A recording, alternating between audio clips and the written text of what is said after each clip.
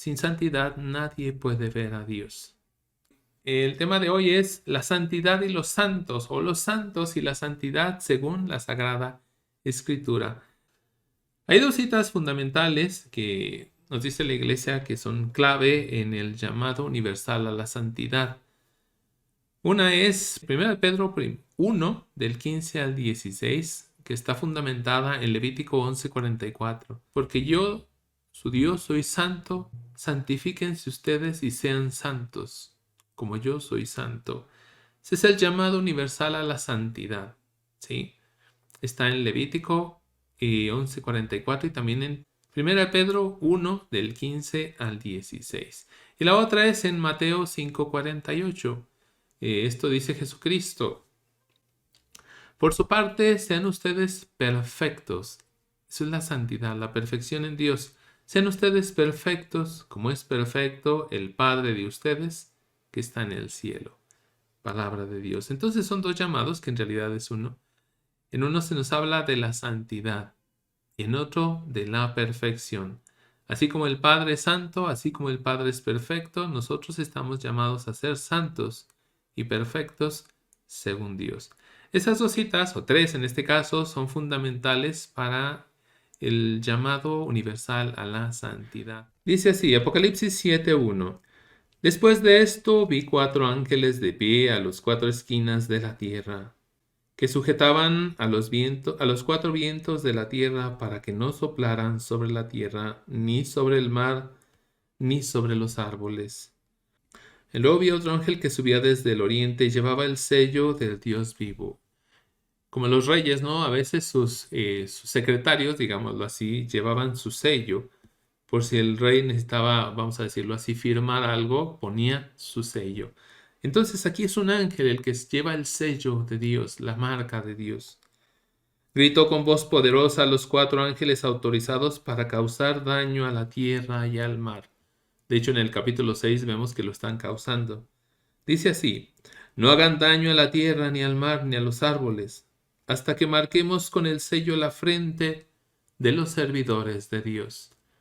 Va a haber una marca. Es curioso porque también el Apocalipsis nos va a decir, creo que el capítulo 13, que el demonio también va a marcar a sus servidores en la mano y en la frente. Pues dice que este ángel, ángel de Dios, va a marcar a los servidores de nuestro Dios.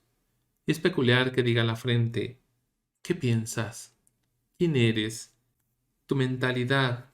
¿A qué le das prioridad? ¿Dónde está tu corazón, tu mente, tu corazón, tus pensamientos? ¿En la tierra o en el cielo?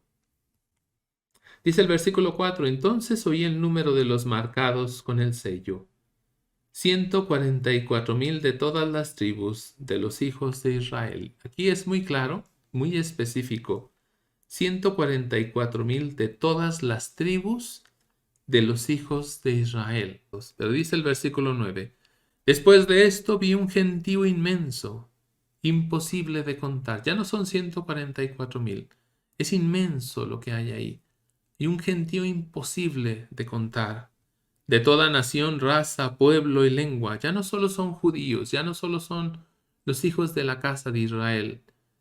Ahora son de toda nación, raza, pueblo, lenguaje, que están de pie delante del trono y del Cordero, vestidos con vestiduras blancas y con palmas en sus manos. Las palmas básicamente son las palmas del martirio. Y eso es muy importante. De hecho, aquí en adelante el Apocalipsis va a hablar mucho del martirio. Y están vestidos con vestiduras blancas y con palmas en sus manos. Las vestiduras blancas, santidad, pureza, amor a Dios, están delante del trono de Dios en el cielo. Y gritaban con voz poderosa: ¿quién salva fuera de nuestro Dios, que se sienta en el trono y del Cordero? Todos los ángeles estaban de pie alrededor del trono, de los ancianos y de los 4 seres vivientes. Se postraron ante el trono, rostro en tierra, y adoraron a Dios diciendo: amén, alabanza, gloria, sabiduría, acción de gracias, honor, poder y fuerza a nuestro Dios por los siglos de los siglos. En el cielo ya es una sola iglesia. Todos se reúnen ¿para qué? Para adorar a Dios y al Cordero. Versículo 13. Uno de los ancianos tomó la palabra y me dijo: esos que están vestidos con vestiduras blancas, ¿quiénes son y de dónde vienen?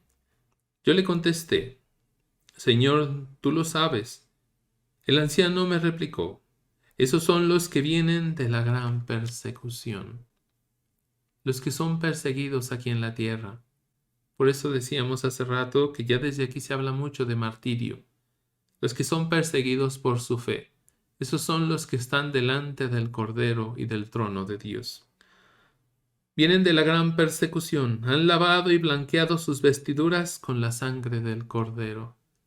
¿Qué has hecho tú con la sangre del Cordero? ¿Dónde recibimos la sangre del Cordero? Principalmente en la Santa Misa. Por eso están ante el trono de Dios y le sirven día y noche. En su templo, el que está sentado en el trono extenderá su tienda sobre ellos. Entonces el que está sentado en el trono, Dios, el Todopoderoso, extenderá su tienda, es decir, los protegerá a todos ellos, como un paraguas, como una sombrilla, para protegerles. Extenderá su tienda sobre ellos, ya no sufrirán más hambre ni sed, ni se verán agobiados por el sol ni por el viento abrasador alguno, porque el Cordero que está junto al trono será su pastor. Y aquí viene una pregunta muy importante. ¿Será que Cristo es mi pastor? Y todos aceptamos que Cristo es nuestro pastor y nosotros las ovejas. Y sin embargo vamos a la realidad y nos preguntamos, ¿será que Cristo es mi pastor? ¿Qué hace un pastor? Un pastor le dice al rebaño: mira, es por este camino, vamos a pastar en este lugar, vamos a abrevar, a beber agua en este otro lugar, y la oveja obedece. ¿Será que eres de aquellos que obedece al pastor? ¿Será que eres, pues, ovejita del Cordero de Dios que quita el pecado del mundo o no? Dice: porque el Cordero que está junto al trono será su pastor y los guiará a los manantiales de las aguas de la vida, y Dios enjugará las lágrimas de sus ojos. Así es todo el capítulo 7, ¿no? Que nos dice básicamente dónde están esos santos. Están delante de Dios. Pero también dice algo muy importante: han sufrido la gran persecución. ¿Por qué? Por su fe, a causa de su fe. Tal vez tú nunca has sufrido esa persecución o no la quieres sufrir. Bueno, te digo que algo que caracteriza a los marcados, a los que están inscritos en el libro de la vida del cielo, es la persecución precisamente. Sí, ya no son comprendidos muchas veces. Otra de las lecturas que también viene ahí es Primera de Juan 3, del 1 al 3. Vamos a leerla. Del 1 al 3. Miren qué amor tan singular nos ha tenido el Padre, que no solo nos llamamos hijos de Dios, sino que lo somos. Por eso el mundo no nos conoce, porque no lo conoció a Él. Nos habla de lo mismo, persecución. Ustedes ya no son del mundo. Están en el mundo, pero ya no son del mundo, dice Cristo. Por eso el mundo no nos conoce, no nos acepta, nos rechaza, porque no lo conoció a Él, porque rechaza a Cristo. ¿Sí? Si a Cristo lo persiguieron, si a Cristo lo rechazaron, ¿cuánto más a aquellos que van a seguir a Cristo? Amados, a pesar de que ya somos hijos de Dios, no se ha manifestado todavía lo que seremos. ¿Sí? ¿A dónde vamos a llegar? Pero sabemos que cuando Él aparezca en su gloria, seremos semejantes a Él, porque lo veremos tal cual es, tal como es. Y si es esto lo que esperamos de Él, querremos ser santos como Él es santo. Y si esto es lo que esperamos, es decir, esa es nuestra esperanza, ser como Él es nuestra esperanza, es lo que deseamos, es lo que nos mueve el corazón. Entonces, ¿qué debemos hacer? Luchar para ser santos como Él es santo, porque somos de Él y para Él. Un poquito más adelante dice el versículo 4: no se puede pecar sin quebrantar la ley, todo pecado es rebeldía. Bien saben que éste vino para quitar nuestros pecados, es decir, Cristo, y que en Él no hay pecado. Quien permanece en Él no peca. Quien peca no lo ha visto ni conocido. Quien permanece en Cristo no peca. ¿sí? Pero dice algo interesante. Quien peca no lo ha visto ni conocido. El que peca, y sobre todo el que permanece en el pecado, entonces no diga que conoce a Cristo. No está luchando por ser un hijo de Dios, no está luchando por la santidad. Siempre hay que estar luchando, siempre hay que perseverar, no te canses, porque como dijo él, el que persevere hasta el final, ese se salvará. Dice el versículo 7, hijitos míos, no se dejen extraviar. El que actúa con toda rectitud es justo como él es justo. En cambio, quienes pecan son del diablo, pues el diablo peca desde el principio. Entonces, cuidado con pecar y quedarse en esa comodidad, porque luego es cómodo también estar en el pecado. Cuidado con no perseverar para llegar a la santidad. En cambio, quienes pecan son del diablo, pues el diablo peca desde el principio. Ya no, hijos de Dios, de hecho inició hablando así, hijos del Padre, hijos de Dios, y termina hablando de que los que pecan permanecen en el pecado, los que promueven el pecado son del pecado, son hijos del demonio, del diablo. Vamos a Hebreos 11 del 38, Hebreos 11, 38 hasta Hebreos 12, 4. La nube de testigos. Es un texto famosísimo, muy bonito, que nos habla de los santos como si estuvieran en un estadio. Y nosotros somos los que corremos la carrera, o vamos a decirlo mejor, para que muchos más lo entiendan, somos los jugadores de fútbol. Estamos en el estadio jugando y los santos están alrededor nuestro. No solo viendo, echando porras, ayudando de alguna manera. ¿Sí? Bueno, vamos a Hebreos 11:38. Da una lista, todo el capítulo 11, creo que es todo el capítulo 11, de los santos del Antiguo Testamento, sobre todo, bueno, fundamentalmente del Antiguo Testamento. Y luego va a hablar ya de ellos en conjunto, y es donde lo vamos a tomar. Hebreos 11:38. Dice así, estos hombres de los cuales no era digno el mundo, tenían que vagar por los desiertos y las montañas y refugiarse en cuevas y escondites. Dice el versículo 39, todos estos merecieron que se recordara su fe, pero no por eso consiguieron el objeto de la promesa. Versículo 40, es que Dios nos reservaba algo mejor y no debían llegar al término sin nosotros. Ahora sí, capítulo 12, versículo 1. Innumerables o incontables, otra vez, incontables, son estos testigos que nos envuelven como una nube, la nube de los testigos. Y dice algo muy bonito, nos envuelven, que ellos están como, no sé, como son las peceras. En muchas de ellas el pez nunca se da cuenta que lo estás viendo. Él vive en su pequeño mundo que es su pecera y la gente alrededor lo está viendo y él no se da cuenta. De la misma manera, también nosotros estamos dentro de una pecera. Sí, hacemos nuestra vida, pero no nos damos cuenta que alrededor nuestro hay una nube de testigos. Aquellos que son los santos que ya se nos adelantaron y verdaderamente eran hijos de Dios. Están a nuestro alrededor, allí, apoyándonos, animándonos, haciendo todo lo posible porque también nosotros lleguemos al cielo. Innumerables son estos testigos que nos envuelven como una nube. Depongamos pues toda carga inútil. Esto es muy bonito. ¿Qué tenemos que hacer? Deponer, echar fuera, eliminar, ¿sí? Desecharnos de qué? De toda carga inútil. Hay dos cargas inútiles fundamentales o en general. Número uno, evidentemente el pecado. Porque en pecado nadie puede ver a Dios. Sin santidad nadie verá al Señor. Y número dos, los apegos. Los terribles apegos a las personas, a las cosas, a las actitudes, a los vicios. Antes de llegar tenemos que desapegarnos del pecado y de todo tipo de apego que nos ata a este mundo. Por eso dice, depongamos pues toda carga inútil. Es una carga que no sirve para nada ya. En el cielo nadie, dijo el Papa Francisco, se lleva un camión de mudanzas detrás. Por el contrario, si llevas ese camión, lo más probable, y es casi seguro, más 100% seguro, que no vas a caber por las puertas del cielo. Depongamos pues toda carga inútil y en especial las amarras del pecado. Las amarras son aquello que te ata. Si un barco lo pones en el puerto, le pones amarras, ¿para qué? Para que no se mueva, para que no pueda partir y ser libre. Ese es el pecado. Son amarras, son ataduras, son, mejor dicho, son cadenas que no te dejan avanzar. Eso es el pecado. Y en especial las amarras del pecado, para correr hasta el final la prueba que nos espera.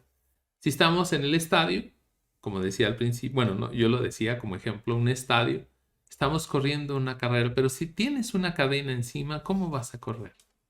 Si estás atado a algo, ¿cómo vas a correr? No eres libre. Para correr hasta el final la prueba que nos espera. Fijos los ojos en Jesús, que organiza esta carrera de la fe y la premia al final. ¿Qué tenemos que hacer? Soltar las amarras del pecado, liberarnos de todo peso que no nos sirve, al contrario, nos obstaculiza, es inútil. Fijos los ojos en Jesús, la mirada hacia allá, por favor. Sí, porque si empiezas a ver las cosas malas que hay en la vida, te vas a paralizar del miedo. No, por favor, la mirada puesta ya en el Señor, la mirada puesta en el cielo. Entonces sí, serás libre y avanzarás en la dirección correcta. Fijos los ojos en Jesús, que organiza esta carrera de la fe y la premia al final. ¿Y cuál es el premio? La vida eterna. Él escogió la cruz en vez de la felicidad. Él escogió la cruz en vez de la felicidad que se le ofrecía.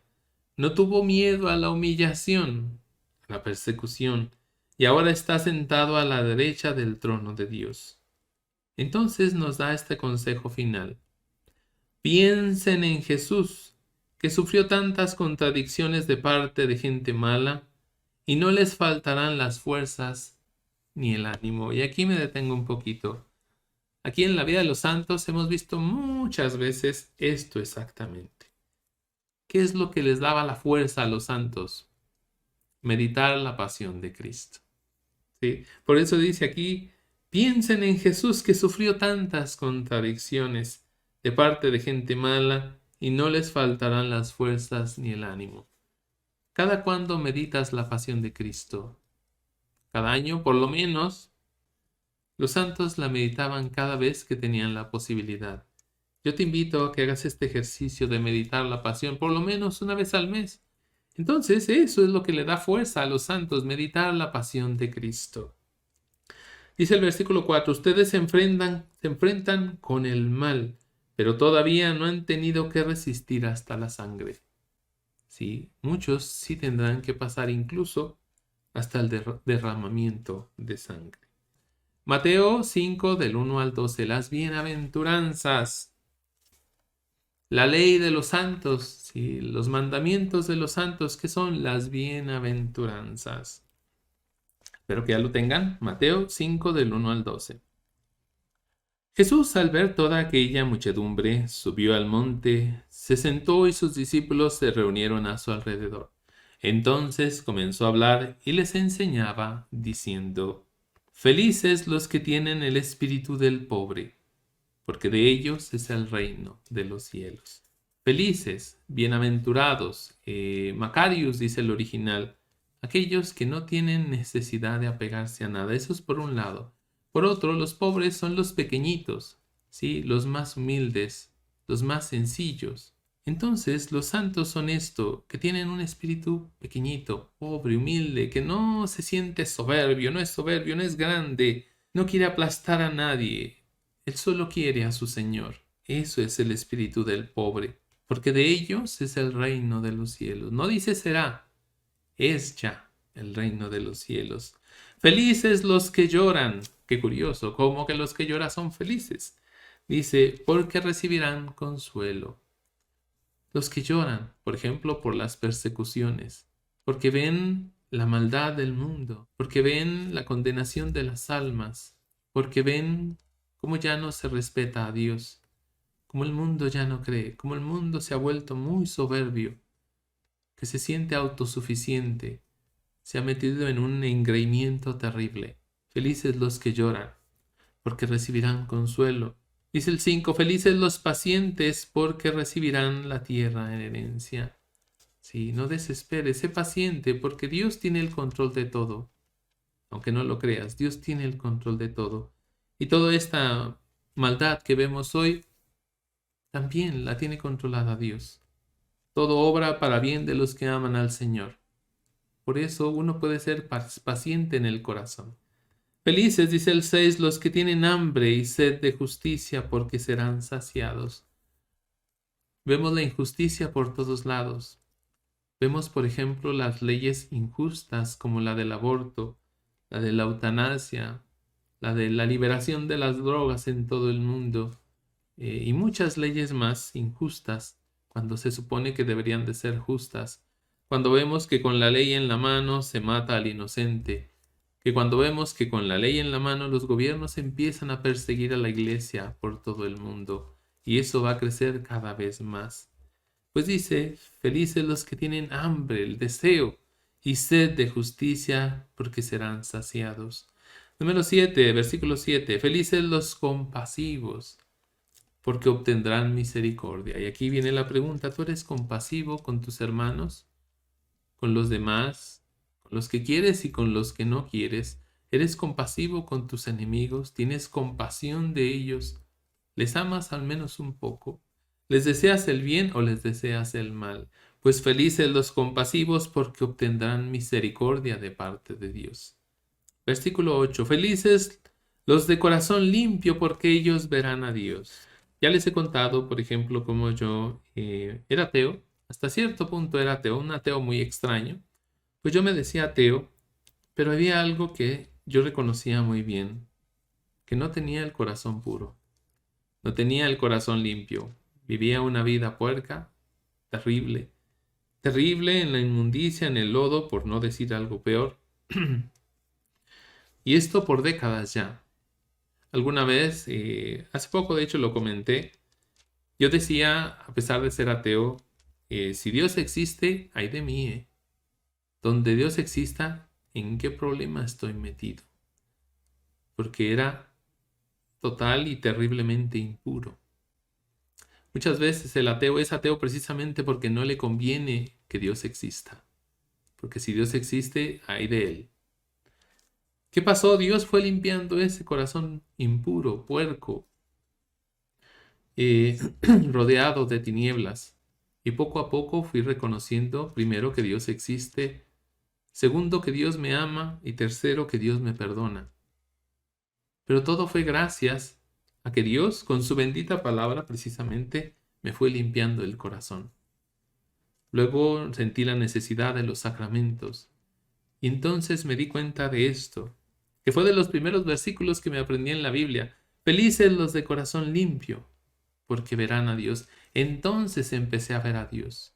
Entonces me di cuenta que Dios existía y lo empecé a ver en la naturaleza, en mis hermanos, dentro de mí, que habita en mí. Ahora sí lo veía, porque mis ojos, mi corazón, ya no estaban tan entenebrecidos.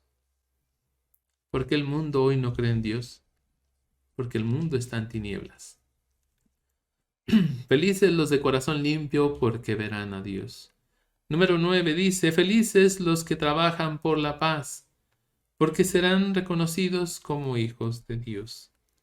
Los que trabajan por la paz, los que no utilizan la violencia, los que no promueven la violencia, los que no abusan del prójimo, los que no lo aplastan, al contrario, les protegen, les ayudan, les cuidan, ¿sí? Buscan la justicia en todo momento. Felices los que trabajan por la paz, porque serán reconocidos como hijos de Dios. Felices los que son perseguidos por causa del bien, porque de ellos es el reino de los cielos. Cuando tú hagas el bien, cuando quieras hacer la voluntad de Dios y seas perseguido, considérate feliz, alegre, contento, porque tuyo es el reino de los cielos. Y continúa, felices ustedes cuando por causa mía los insulten, los persigan y les levanten toda clase de calumnias. Me dice la gente, es que yo estoy muy triste, ¿no? Hace poco me lo dijo una señora. Es que yo les hablo de Dios y me insultan, me humillan, se burlan de mí. Me dicen monja, que me ponga el hábito. Y la gente tiende a ponerse triste. Y le digo, no, no, no, no, no. Cuando le digan todo eso, brinque de alegría. Póngase contenta, rozagante de alegría, feliz. Y es que aquí lo dice. Felices ustedes cuando por causa mía los insulten, los persigan, les levanten toda clase de calumnias. Alégrense y muéstrense contentos. En otras Biblias dice, alégrense y den brincos, ¿sí? Porque será grande la recompensa que recibirán en el cielo. Pues bien saben que así persiguieron a los profetas que vinieron antes de ustedes. Esos son los santos, los que viven estas bienaventuranzas. Entonces uno se debe de preguntar si yo las estoy viviendo, si se muestran día a día en mi vida, o son algo total y absolutamente ajeno a mí. ¿Somos parte de ello o no lo somos? Vamos a otro texto, Romanos 6, 17 al 23. 15, 17. Dice así. Así pues, demos gracias a Dios, porque antes tenían como dueño al pecado, pero han obedecido de todo corazón a esa doctrina a la cual se han entregado. Y, liberados del pecado, se hicieron esclavos del camino de justicia, el camino de Cristo. Versículo 19. Ven que uso figuras muy humanas, pues tal vez les cueste entender. Hubo un tiempo en que llevaron una vida desordenada e hicieron sus cuerpos esclavos de la impureza y del desorden. Luego los santos ya no son esclavos de la impureza ni del desorden. Conviértanlos ahora en servidores de la justicia verdadera para llegar a ser santos. Servidores del justo, ¿sí? Del santo de los santos, de Cristo Jesús. ¿Para qué? Para llevar a ser santos. Ahora esas manos que servían para el pecado, esas piernas que te llevaban al pecado, esa mente que estaba borrada de pecado, ese corazón entenebrecido por el pecado, conviértanlos ahora en servidores de la justicia verdadera para llegar a ser santos. Dice el versículo 20, cuando eran esclavos del pecado, fíjense cómo lo repite mucho, ¿no? Cuando eran esclavos del pecado se sentían muy libres respecto al camino de la justicia.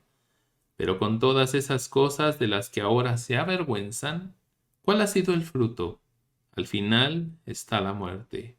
Ahora, en cambio, siendo libres del pecado y sirviendo a Dios, ojo, ¿eres libre del pecado? Perfecto. ¿Cómo se demuestra? Sirviendo a Dios. Siendo libres del pecado y sirviendo a Dios, trabajan para su propia santificación. Estar trabajando constantemente para ser santos, para ser perfectos. Y al final está la vida eterna. ¿Para qué? Para lograr la vida eterna.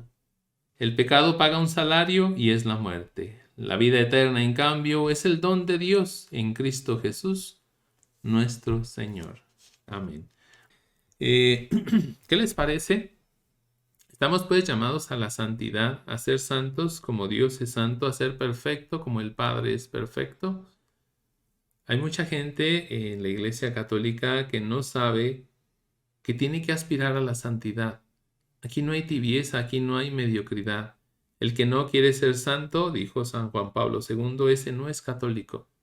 Y lamentablemente muchos no tenemos ni idea de eso. Estamos llamados, pues, a ser santos porque Cristo es santo, para hacer luz en medio de las tinieblas. Dios se basa precisamente en las cosas pequeñitas y en los pequeñitos para vencer a los grandes, a los soberbios.